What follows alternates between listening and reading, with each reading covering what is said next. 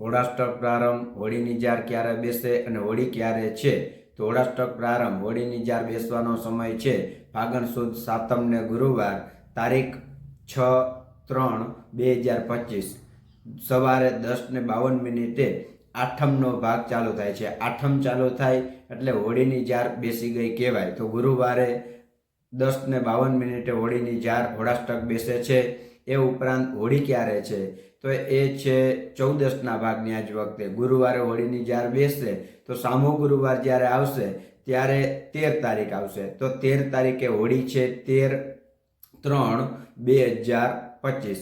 તો દર્શકશ્રીઓ, હોળીની જાર અને હોળાષ્ટક એમાં 8 દિવસનો સમયગાળો હોય છે। 8 દિવસ પહેલાં હોળીની જાર બેસતી હોય તો સીધું ગણિત છે, ગુરુવારે હોળીની જાર બેસે અને ગુરુવારે પાછી હોળી રહેલી છે તો હોળાષ્ટક પૂર્ણ એ પણ ગુરુવારે 13/3/2025ના રાત્રિએ થશે।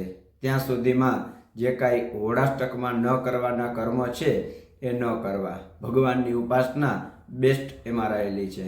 ધન્યવાદ।